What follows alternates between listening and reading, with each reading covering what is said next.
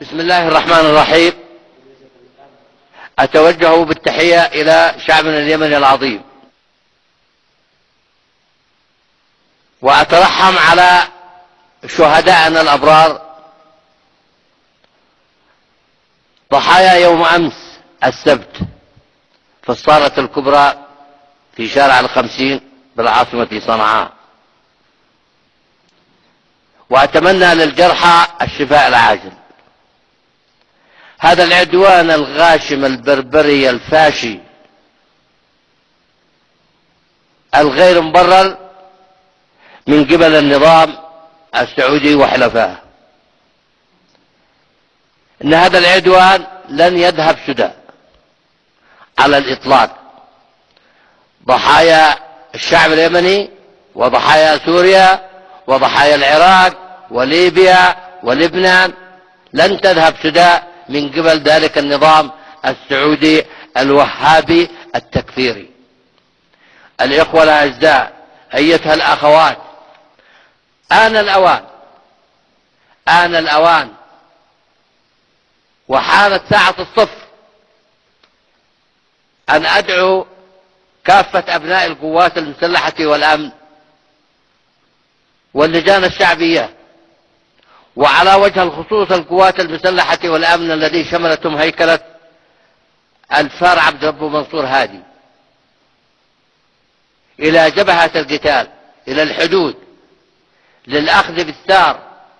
للأخذ بالثار ضحايانا الذي قتلوا في الساحات وقتلوا في المعسكرات وقتلوا في الأسواق، ومنها المجازر المروعة.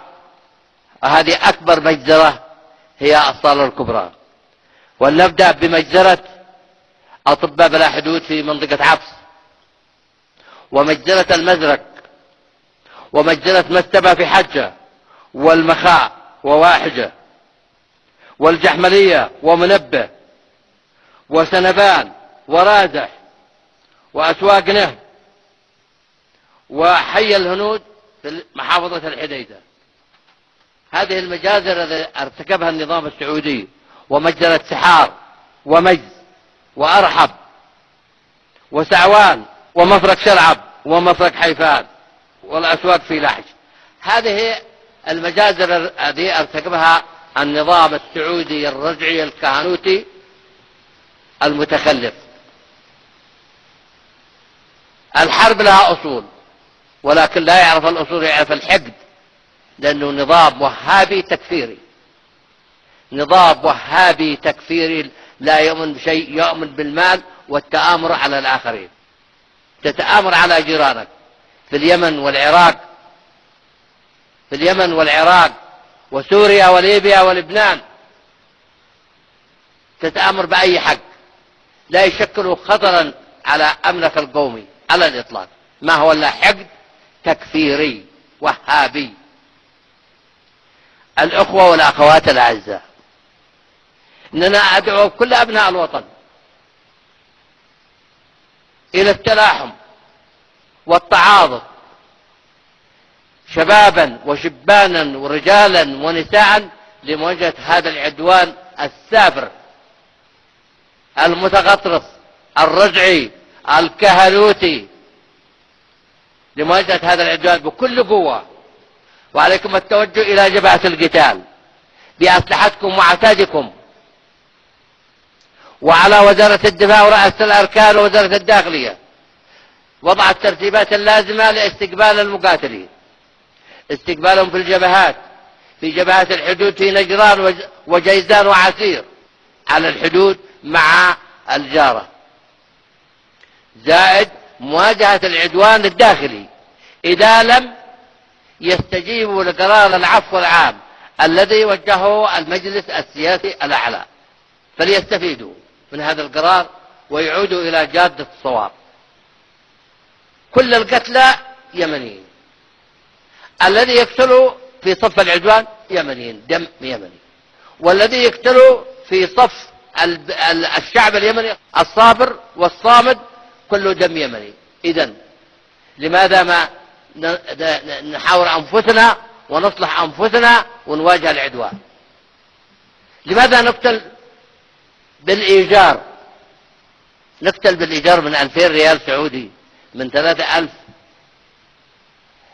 والكثير منهم من 7000، من 10000، من 20000، من 100000، من مليون، من مليونين. تقتلوا ليش؟ يا شعب الإيمان والحكمة، يا شعب الأصالة والتاريخ، شعب الحرية والديمقراطية، تقتلوا لماذا؟ تعالوا نتحاور ونتفاهم. ناديت برحيل صالح من السلطة ورحلت، وانتخبنا رئيسا مؤقتا اسمه عبد الرب منصور هادي، لن يلتزم لا بالدستور ولا بالنظام ولا بالقانون.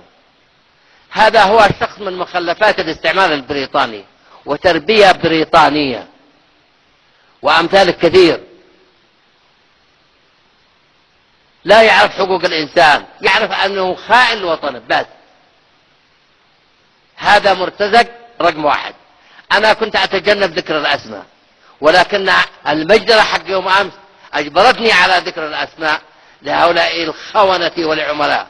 أحد العملاء والذي كان من أقرب المقربين لصالح يقول أن تفجير الصالة الكبرى بشنطة ملغومة، وهي الطائرات تحوم فوق صنعاء وتضرب صواريخها على الصالة على مرأى ومسمع. يا خونة، يا عملاء، يا سفهاء. وأجبرتني على أن أخرج عن الأدب واللياقة إلى أن أقول لكم يا سفهاء، وبالذات أنت يا سفيه، يا أسفه السفهاء. أنت تقول هي شنطة ملغومة. أحيي أولئك الذين أدانوا العدوان، الأخ عبد الملك المخلافي، توكل كرمان، علي البخيدي، حسين الأحمر، وكثير من أدانوا العدوان من الذين هم واقفين في الصف الآخر. أنا أحييهم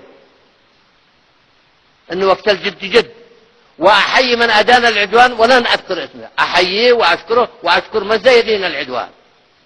إنني أطالب في هذا اليوم الأمم المتحدة أن تتحمل كامل المسؤولية، لأنها في حالة عدم أن تتخذ قرارا ملزما بإيقاف الحرب والعدوان والإدانة، فهي شريكة في هذه المجازر التي ترتكب في اليمن، وشريكة بما يحصل في العراق، وشريكة ما يحصل في سوريا. فهي شريكة أمم متحدة إذا لم تتخذ قرارا ملزما. أحملها كامل المسؤولية.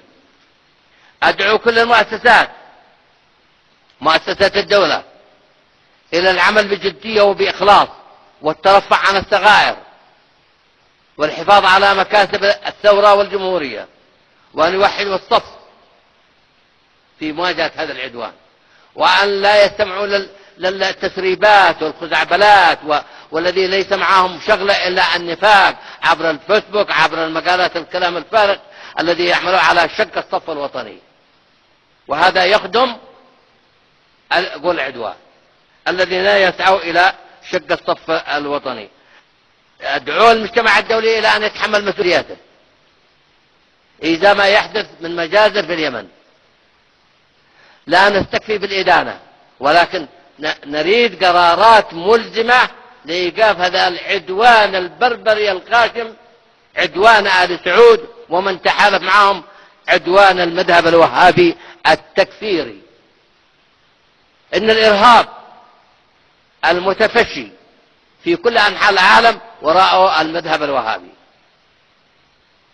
ولكن النفاق لدى بعض الأنظمة وبعض المنظمات تنافق هذا النظام لأن عنده مال، ليس عنده ثقافة سياسية أو ثقافة اقتصادية أو ثقافة اجتماعية، هي ثقافة المال وشراء الضمائر.